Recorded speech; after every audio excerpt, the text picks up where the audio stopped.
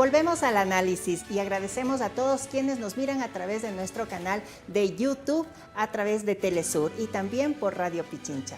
Y bueno, ya tenemos aquí a Andrea Yepes, una cordial amiga. Bienvenida, Andrea, qué gusto tenerte acá para hacer el análisis, conversar. Y de plano te preguntaría, sé que Gabriela tiene otras preguntas, sí, pero la clave es, ¿cómo te sientes tú personalmente en esta lógica electoral? Te llaman, te consultan, yo mismo te hago consultas, tú me mandas mensajes también. Estás muy activo estos días. Bueno, en realidad ha sido estas 2 semanas un tiempito un poco más personal, pero no por eso desconectada del quehacer político del país. Y creo que yo estoy en la misma circunstancia de cualquier ciudadano que no está participando activamente en la campaña como parte de uno de los equipos o uno de los cuartos de guerra. Estamos en esta incertidumbre de no saber exactamente qué es lo que va a pasar. Vemos una campaña, yo lo decía, bastante errática, quizá muy similar a las primeras semanas de la primera vuelta, donde todos son todo, nadie es nada en específico. Obviamente tenemos que hacer una salvedad como lo hemos hecho en el camino por la candidatura de Luisa González, porque lógicamente es una candidatura que es parte de un movimiento en el que ella milita, empecemos por ahí, que es una gran diferencia. Pero en el otro lado sí vemos esto de soy, no soy, y ustedes lo tomaban hace un momento. Soy liberal, soy izquierda, soy derecha, soy centro, ¿qué soy exactamente? Pero yo te quiero plantear una pregunta ahí, perdón que te interrumpa, porque es muy importante, porque, a ver, antes de entrar en los candidatos, la ciudadanía, ¿cómo se encuentra? ¿Cómo percibes el sentimiento de la gente? ¿De qué conversa la población? Apatía, querido Orlando. Apatía pura. Y quien diga lo contrario seguramente no está tomándole el pulso a la mayor parte de gente, el ciudadano que le llamamos de a pie. Ajá. Nosotros, porque somos unos envenenados del tema político, lógicamente decimos, no, sí, la gente está pendiente, no sé qué. Mira, está preocupada de las encuestas. No es cierto. Porque claro, tuvimos una primera vuelta que nos cogió a todos, pero desprevenidos. Nadie sabía que íbamos a tener este proceso electoral. Intuíamos, pero no sabíamos que iba a haber muerte cruzada. Y de pronto entramos a esta dinámica de la elección, muchos candidatos, de intentando definir quién son las campañas. Y ahora nos quedamos con dos, y nos quedamos con dos que, de alguna forma, Luisa, ni en bien ni en mal, sino muy objetivamente, es una candidata que ya sabemos para dónde va y de dónde viene. Entonces, claro, hay claridad. O sea, hay una identidad política muy clara. Hay una identidad. Ya, entonces, claro, es como, quiero decirte, en una analogía, una película que ya te viste. Claro. Y por otro lado tenemos la sorpresa, pero es esta película que a veces parece buena, a veces parece mala, no se sabe exactamente para dónde mismo va.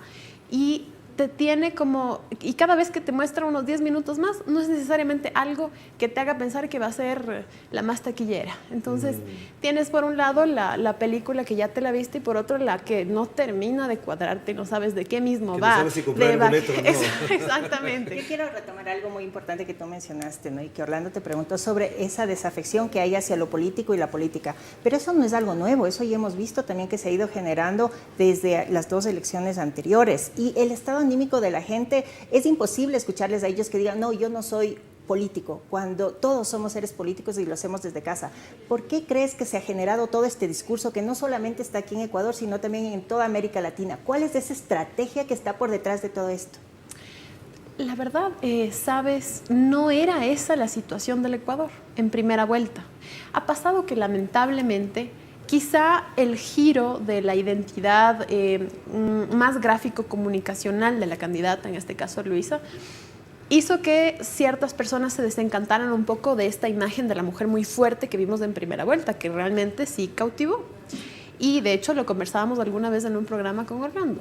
Si no hubieran pasado todas las cosas que pasaron, aunque lo hubiera no existe, probablemente hubiéramos podido hablar muy cercanamente de una primera vuelta. Es decir, su imagen, cómo ella estaba manejando su campaña, estaba bien. Y de pronto vemos esta Luisa que es como otra cosa, ¿no? Que no ha capturado tanta atención como la Luisa de primera vuelta. Y en el caso de Daniel Noboa, en cambio, vemos este candidato que era apolítico, este candidato más de las causas menos político tradicionales, tratando ahora de hacer esta tarima tradicional que de hecho no le va porque no es su estilo.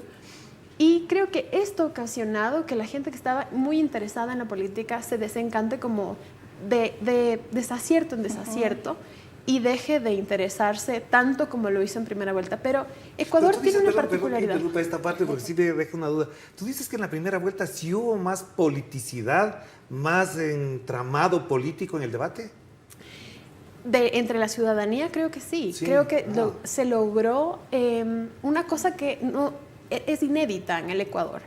Mira, Orlando, que según las cifras a las que tenemos acceso, que son públicas, la de Comunicaliza en específico, porque siempre que yo digo la gente se interesó en el debate, me dicen sí, en lo urbano, pero no en lo rural. No es cierto. Más del 60% de la gente en lo urbano, en lo rural vio el debate y el 70% en lo urbano. O dice que le contaron. Exactamente. Entonces lo que te quiero decir es más del 50% de la gente, tanto en lo urbano como en lo rural, vio este debate y esto nos demuestra que sí estaba la ciudadanía conectada, porque bueno, finalmente no es tanto porque los políticos o los candidatos se lo hayan ganado, sino porque todos queremos saber quién nos va a gobernar en el año que viene, más de la situación de zozobra que vive el país. Entonces, creo que hay un desafío para los candidatos en estos más o menos 21 días que me parece nos quedan todavía de campaña, en lograr recuperar este interés de la gente en la política. Te voy a ser muy clara y franca.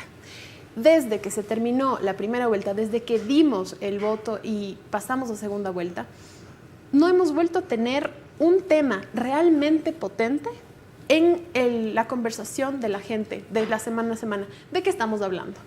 ¿De qué estamos hablando? ¿Cuál es el tema que ha roto el tablero y del que toda la gente está hablando? De la campaña de Daniel, ninguna. De la campaña de Luisa, algunas cosas se han conversado, pero nada con la contundencia a la que nos tienen acostumbrados. Yo le escuchaba a otro consultor decir, seguramente ya están preparando los videos de insumos comunicacionales con los que van a dar el gran golpe. Yo también lo estoy esperando, porque hasta ahora yo en la campaña de Luisa no veo el gran golpe y en la campaña de Daniel veo miles de golpes a todas partes que no tienen ningún sentido.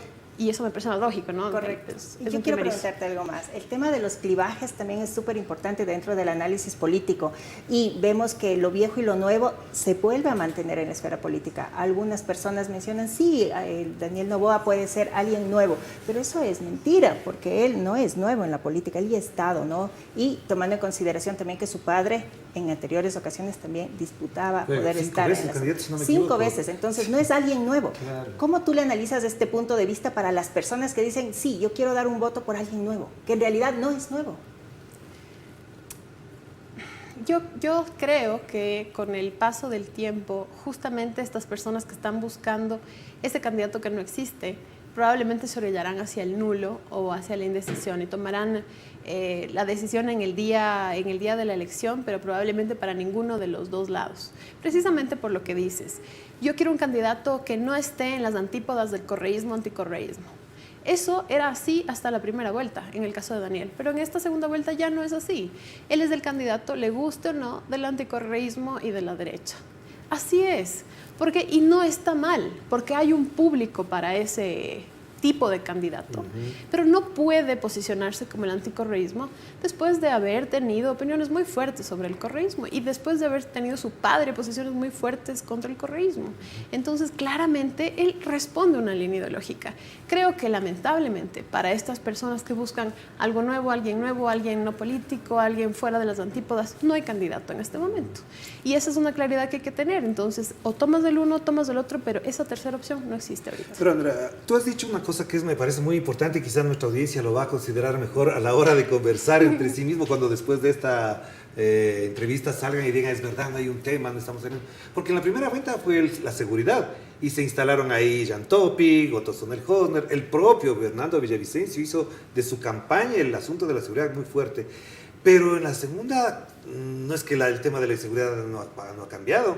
Estábamos diciendo en el reportaje que vimos al principio, ha aumentado el sicariato, los bombazos, los motines carcelarios. Es decir, el tema de la seguridad, siendo latente en la gente, no es parte de la campaña. ¿Y por qué no es parte de la campaña? Esa es una pregunta que deberíamos hacerles a los cuartos de guerra. Definitivamente tuvimos hace poco, Orlando, Gaby, esta bomba transportada por un dron sobre una de las cárceles de mayor seguridad. La Roca, en Guayaquil. Por supuesto. ¿Y cuál fue la respuesta estratégico-comunicacional de propuesta política de los candidatos? Por lo menos decir, oigan, voy a poner unos inhibidores para que no haya drones. No sé, pero no hay esa... Siento que probablemente en el encierro, porque como ustedes saben y algunos que nos escuchan, después de la primera vuelta, cuando ya solamente hay dos, todo el mundo trata de subirse a esas camionetas. Entonces, las camionetas se llenan de gente y estas personas hablan, haz así, no hagas esto, haz esto, no sé qué. Entonces se convierte como en una cueva donde no hay luz, pero hay muchas voces y eso hace que se aturdan los candidatos y los equipos. Y probablemente es de eso que ha hecho que en el caso de, por ejemplo, Luisa esté hablándonos de sabores de helado en Imbabura y no de un tema tan grave como este.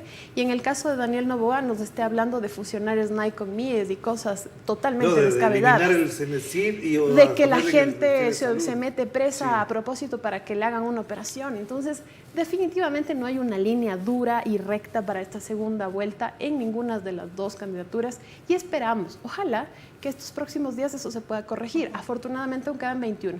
Creo que nos queda, es muy irresponsable dejar que la decisión de este proceso electoral se tome en el debate, porque ya nos pasó en el debate de la primera vuelta que sí tuvo una incidencia muy grande, le permitió a Daniel Noboa subir 20 puntos, que no es cosa sencilla. Claro, estaba como en 3, 4. 3, 4, después del debate crece y después en la semana post-debate con la conversación vuelve a crecer más. No puede pasarnos eso de nuevo, porque de hecho se confirmó después del debate que muchas de las cifras y datos que Daniel daba no eran precisamente correctos. Claro, sí. A veces la espectacularidad del debate le puede ganar al fondo de la propuesta, sea el un lado, sea el otro, el finalmente beneficiado, que sea por la demostración de capacidad y preparación de este tiempo, no porque despuntó con un meme en un debate. Y eso es una responsabilidad de los equipos de comunicación, de los cuartos de guerra y de los propios candidatos. Estamos hablando también de la construcción del discurso, ¿no? Y durante estos días los candidatos van a dar también las declaraciones, ¿no? Distintas declaraciones. ¿Qué importancia va a tener esto en la ciudadanía, teniendo en consideración que una declaración política no marca una diferencia, ¿no? En campaña? Toda la del mundo, y para la gente de la conversación común del día a día, yo creo que todos nos despertamos todos los días esperando que hoy nos den algo de qué hablar, algún tema que realmente vaya a transformar nuestra vida en el día a día y que esté comunicado de una forma en la que se haga atractivo hablar. Hay que entender algo, la emoción del votante ecuatoriano, si bien está interesado en este proceso porque es un proceso importante para el curso de su vida, estamos bajoneados como país y necesitamos un poquito más de fuerza, de luz, que alguien te lo diga con un poquito más de ímpetu. Yo quiero ahí compartirte un poco para analizar dentro de esto el discurso, unas declaraciones que lo hizo Daniel Noboa cuando estaba en Manabí, en Chone, y quiero dar lectura a esto porque es importante ir analizándole párrafo por párrafo. Van a recibir la peor paliza de la historia en la segunda vuelta que jamás han tenido. Vamos a darles una paliza memorable para que se les quede grabado bien en el cerebro de que el hecho de que yo sea pacífico no significa que deje ser ahuevado. Que eso lo diga un candidato a la presidencia de la República sembrando odio desde el análisis político y sociológico que necesita saber el país en estos momentos de decisiones. ¿Cómo lo miras? Muy delicado, además muy arriesgado, porque si yo no soy precisamente el mejor corredor del mundo y recién voy entrenando un mes, que yo le diga a un corredor que lleva en carrera bastantes más años que yo, te voy a dar la peor paliza de la vida, no vaya a ser que eso no suceda tan así. ¿Será que eso demuestra que hay una sensibilidad y que está hablando también por... Para mí, Gaby, eso demuestra su absoluta inexperiencia y la falta de línea estratégica en su discurso. Y lo mismo que sucedió con las declaraciones de su candidata a vicepresidenta también. Sí, claro, es que te digo, esta es una campaña en la que hay disparos para todos lados sin mayor medir nada. Y eso te pasa factura diariamente. Hay gente que vio esa declaración y dijo, un anticorreísta más, porque aquí las cosas como son. ¿Hay un porcentaje de la población que es anticorreísta? Claro que sí. Y un gran porcentaje de la población que es correísta. Y hay otro porcentaje de la población que está harto del correísmo, anticorreísmo. Y cuando el candidato, que se supone que era algo nuevo y diferente, empieza que sí, que paliza, que no sé cuánto. O sea... Pero a ver, Andrea, esto que acabas de mencionar, Gaby, es muy importante porque esto me lleva de nuevo a la memoria del año 2021, donde el señor Guillermo Lasso, para volverse muy popular, de barrio, de la calle, dijo la famosa frase, ya que chucha. Eso lo dijo, perdón, pero lo tengo que citar porque si no nos vamos a acordar. ¿No te parece que ahí están apelando a algún valor machista, de hombría, de virilidad, para que con esos ciertos sectores de la población lleguen, se acojan a esa idea? ¿Crees que todavía funciona eso?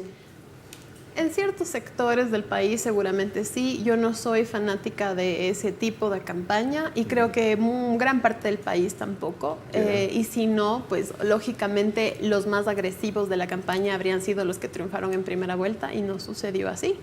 Creo que el país está harto de la violencia. Tenemos violencia todos los días, de todas las formas, desde todos los lugares. Y definitivamente este es un momento político que reclama a los candidatos tener mucha responsabilidad con sus declaraciones y sobre todo dejar por un momento, aunque parezca imposible, toda esta visión súper cerrada y súper violenta para tratar de hacer una construcción de país. Quien sea que gane, del lado que gane, va a necesitar reconstruir el tejido social de este país. Y eso no se puede lograr amenazando, ni del un lado ni del otro lado. Así que dudo mucho que pueda funcionar. Y ya, de hecho, si ya querían lanzarlo como globo de ensayo, ya lo hicieron. El yo no me ahuevo, siento que también tuvo mucho que ver con el yo no me ahuevo jamás. Yo no soy un ahuevado, yo no me ahuevo jamás, que también fue una frase muy importante de un expresidente nuestro. Pero no funcionó, porque yo no vi ni un meme ni a nadie diciendo yo no soy un ahuevado, no sé qué, como que se apropiaran de este tema. Ajá. ¿De qué sí? De las palabras de su papá. Se armó el despelote, por ejemplo. Ya, pero eso, a ver, antes de hacer una pausa, vamos a hacer una pequeña pausita nada más para tomar aire, agüita y nada más.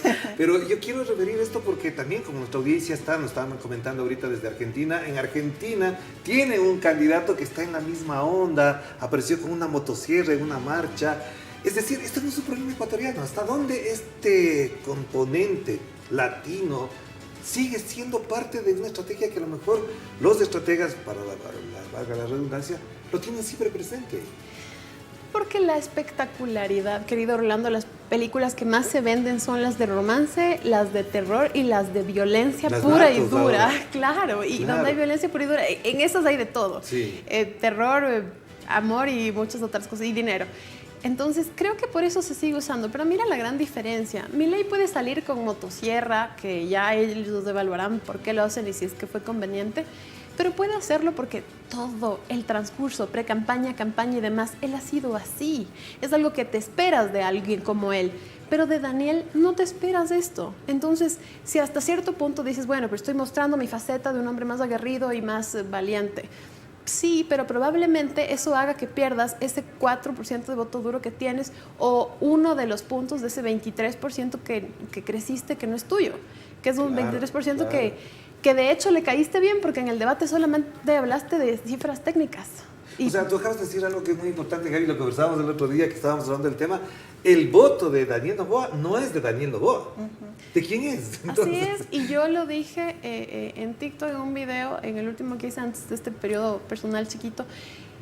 Fue un voto de la gente que no estaba convencida por nadie y de pronto encontró a alguien en el debate que estaba fuera de ese esquema, de las antípodas, del esquema de la política tradicional, que les dijo los datos muy claro, muy contundente, aunque estaban incorrectos, pero se los dijo solventemente claro. Y al ecuatoriano le encanta eso y nada, entonces, ¡boom!, 20% de crecimiento. Pero así, lo que fácil viene, fácil se va. Así que, si bueno, por último dices, yo gané este 20% comportándome así, lo mínimo, no sé, digo, desde el sentido común, es seguirme comportando así para que ese 20% se quede conmigo.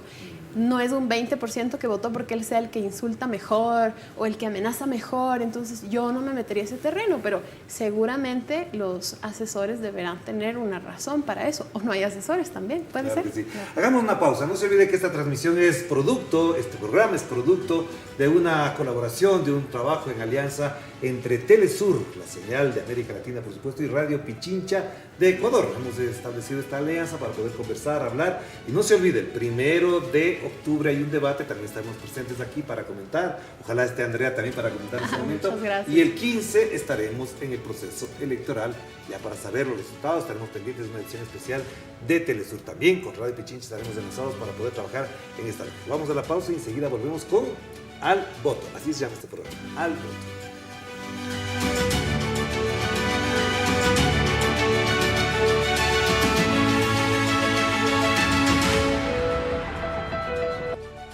Ahora vamos con un reportaje que nos ha preparado la periodista Viviana Erazo sobre un tema que es extraño que no haya causado mucha conmoción en la primera vuelta: las irregularidades de las votaciones de los migrantes. Escuchemos los detalles.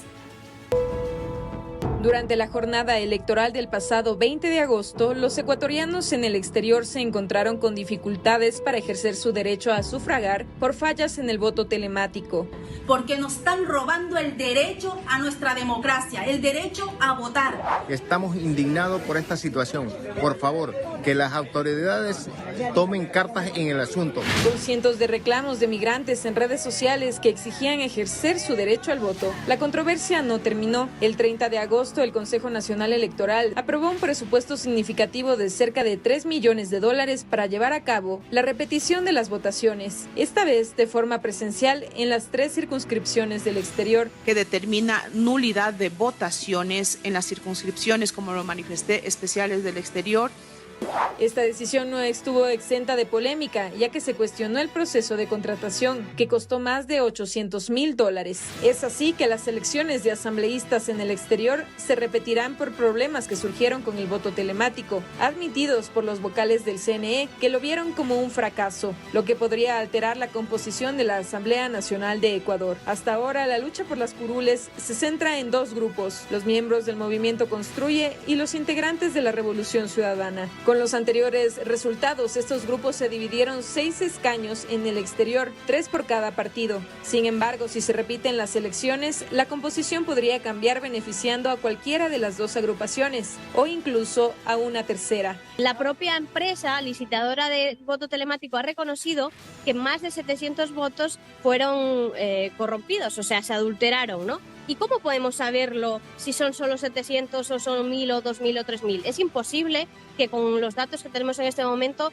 se sepa la magnitud de esta interferencia, ¿no? Por tanto, entendemos que lo más garantista en democracia, y en democracia ningún demócrata debería temerle a las urnas, repítanse las elecciones con plenas garantías. Esta decisión ha generado un debate intenso entre expertos electorales. Algunos cuestionan la decisión, coincidiendo en que el organismo debió garantizar un adecuado proceso de voto telemático desde el principio, mientras que otros respaldan la medida. El proceso se llevará a cabo junto con las elecciones para presidente o presidenta de la República del 15 de octubre.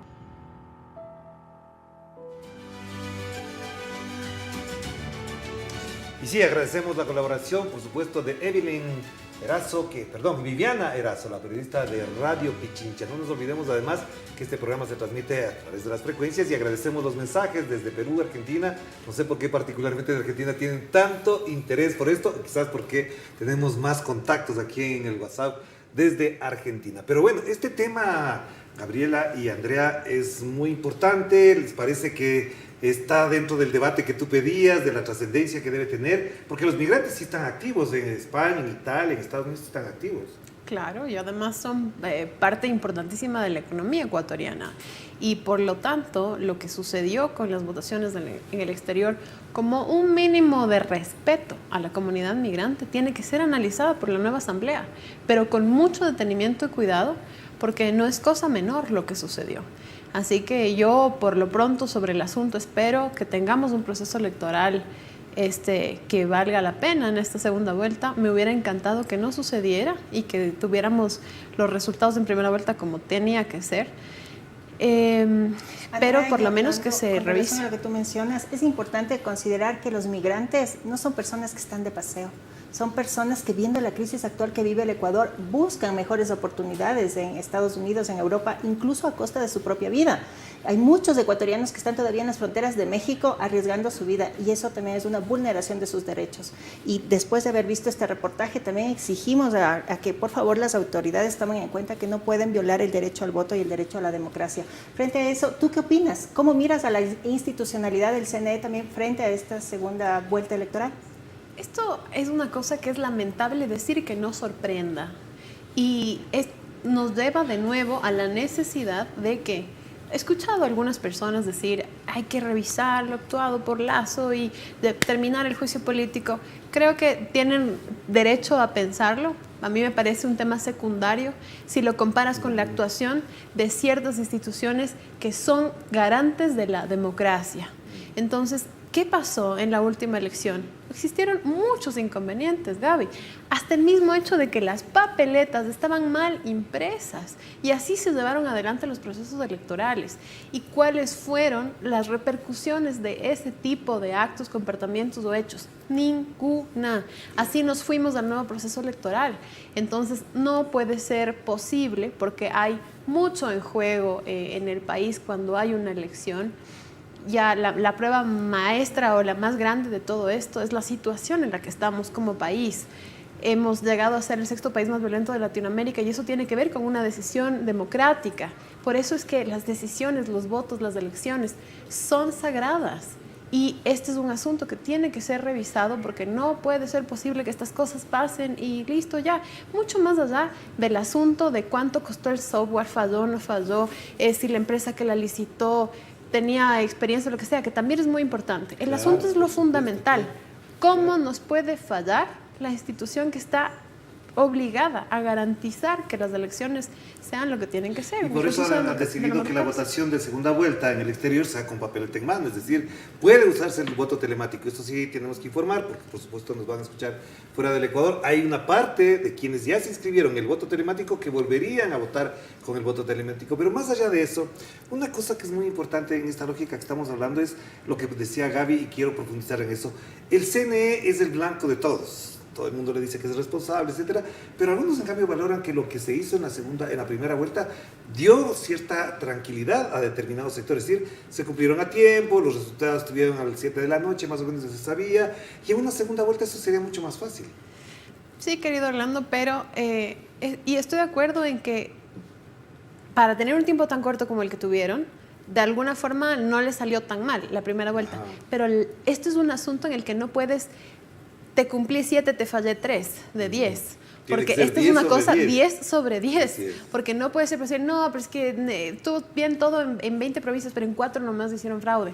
No, esto no puede ser así, no puede ser así. Y quien asume los cargos de representación de las instituciones del Estado se supone tener capacidad para poder manejar un asunto tan complejo y delicado. Y el manejo del CNE es un tema muy, muy, muy delicado. Así que sí, es un asunto que se tiene que revisar y yo pensaría que debería estar dentro de la agenda legislativa entre las prioridades. Claro que sí. Importante lo que tú mencionas, pero también genera mucha expectativa saber que los resultados electorales respeten la voluntad del pueblo, porque siempre hemos visto nosotros que hay estos problemas de que se va la luz o el problema es en realidad en el conteo voto a voto. ¿Cómo tú considerarías que el CNE debería garantizar a los ecuatorianos que sí se va a respetar la votación? Debemos ir a una, Gaby y querido Orlando, esto tiene que ir a una reforma necesariamente. Hemos tenido tiempo para verificar dónde están las fallas en el sistema democrático que están, de hecho, avaladas y aún auspiciadas por el Código de la Democracia, como está constituido. Entonces vemos que no funciona y hay que ir a hacer un cambio. Por ejemplo, en lo personal, si me preguntas, que es un tema que hay que discutirlo como ciudadanos y desde la representación política de todos los espacios. Pero, ¿cuál es la verdadera validez del voto nulo, por ejemplo? Esto es algo que se tiene que hablar. ¿Cómo puede ser posible que existan estas vías para que organizaciones políticas con menos de 10, 15 miembros que verdaderamente militan sigan existiendo elección tras elección tras elección? ¿Y qué hacen? Fragmentando terriblemente la votación y generando estos ecosistemas de ingobernabilidad como los que tenemos. Y de chantaje político también. Y de chantaje político, claro, sí. Y también de negocio de por la candidatura X te voy a cobrar tanto y no sé qué. O sea, ¿qué es eso? De hecho, además hay una cosa que es muy importante y lo decíamos en varias entrevistas, creo que conversábamos contigo también, Andrea, es que hay candidatos sin partido y partidos sin candidato.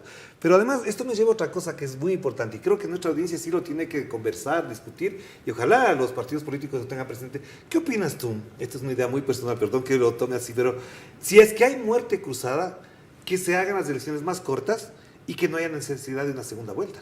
¿Por qué? Porque el plazo queda muy corto, es decir, queda para gobernar un año y necesitas hacer una segunda vuelta. ¿Crees que puede ser factible acortar los plazos de la segunda vuelta? Y te digo porque hay una experiencia en Europa, se baja el parlamento al primer ministro y a los 8 días tienes elecciones y al siguiente día están los resultados y asume de nuevo el gobernante. ¿Crees que sea factible discutir esto? Creo que todo es factible y creo que además el electorado ecuatoriano ha demostrado estar cambiando y estar madurando. Y creo que todos sus sistemas, sus cuerpos normativos, sus instituciones tienen que responder a esa evolución del votante ecuatoriano.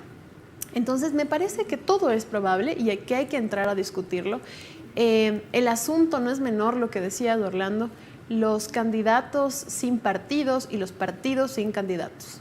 Evaluemos cómo está en realidad qué tan eficiente es la formación política a la que están obligadas las organizaciones políticas cuando tienen más de 20 años de existencia y no tienen capacidad de tener un candidato para la presidencia de la República.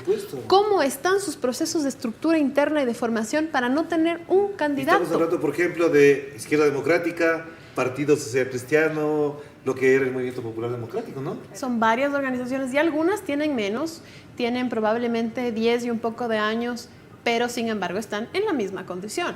Entonces, ¿qué está pasando? Resulta que las organizaciones políticas son solamente un adorno que les permite a los líderes de estas organizaciones tener el control del número y tomar sus decisiones justamente transando, pactando no sé qué, para el beneficio de sus intereses personales, no los de una agrupación. ¿Cuál es el sentido de tener una agrupación política que representes algo? Partido Verde, Ecología, el Partido Obrero. Bueno, Pachacutic, ¿no? Pachacutic era la organización indígena más importante, el partido de las nacionalidades, de los pueblos, y no tiene candidato a la presidencia. ¿Qué opinas? Y que sí es como un poco irresponsable también, ¿no? Porque hay todas esas disputas internas, pero sí hay que rescatar las partes muy bonitas también dentro del sistema de partidos políticos. Y en el caso de Revolución Ciudadana sí hay elecciones primarias. O sea, sí existe una democracia interna por medio de la cual se puede elegir los candidatos. Es la única y es importante rescatar. ¿Por qué crees que se da ese fenómeno? Y que tiene también identidad. Ahí yo le rescato un poco a Orlando Pachacutic y a Conaye, porque finalmente en medio de los otros 267 que no son nada, por lo menos tenemos alguna línea de por dónde van. No así otros movimientos que hoy están, por Dios, o sea, hablemos específicamente del partido que auspicia la candidatura de Daniel Noboa, que era el Movimiento País, que se supone nace, y sus estatutos seguramente deben decirlo así, de una corriente de izquierda progresista. ¿Cómo puede ser que apadrinen una candidatura que está muy contraria a su ideología? Entonces, ¿qué es lo que quiero decir? Al final, cada cual tiene derecho de votar por quien quiere. Quiero ser muy enfática en esto. A mí, como Andrea Yepes, me da igual por quién vote, del un lado o del otro. Ustedes tomarán su decisión y tendrán que asumir las consecuencias. Pero la cuestión es que los movimientos políticos tienen que representar algo, algún proyecto de país, algún proyecto de este es el país al que yo quiero llegar. Entonces, definitivamente, hay que hacer modificaciones en la normativa del Estado para poder lograr que esta sea la realidad. Claro que sí. Gracias, Andrea, y gracias, Gaby. No sé si quieres decir algo para cerrar, porque parecería mucho lo que teníamos que hablar y el corto tiempo nos ha interrumpido varios temas. Así que gracias, Gaby, por también participar en este programa. Gracias, Orlando, y por supuesto a ti también. Creo que es muy importante todo lo que hemos analizado hoy, y para la próxima semana pues traeremos temas también de coyuntura dentro de la campaña política, e invitar a los ciudadanos y ciudadanas a que a cada momento reflexionemos el voto. No tiene que ser algo fugaz. Estamos poniendo en juego la realidad del país. Recordemos, la educación, la salud, la vivienda, la seguridad, que no solo son el presente del país, sino también el futuro de nuestros hijos, de nuestros nietos. Claro que sí. Gracias a ustedes por acompañarnos en esta edición. Gracias, Andrea. Siempre serás bienvenida en este espacio. Y a ustedes, por supuesto, pendientes de las emisiones tanto de Telesur a lo largo de esta semana, en clave mediática, los noticieros, en clave política, para seguir analizando lo que ocurre en el Ecuador. Y también gracias a Radio Pichincha por estar presente. Por supuesto, tiene gran audiencia Radio Pichincha en el Ecuador y fuera del país con los migrantes, que es muy importante. Varios mensajes, tengo aquí varios mensajes desde el exterior. Les agradezco muchísimo por estar conectados a través de la señal de Radio Pichincha y de Telesur. La próxima semana volvemos con Al Voto, aquí en Telesur y Radio Pichincha. Cuídense mucho. Chao, chao. Buenas noches.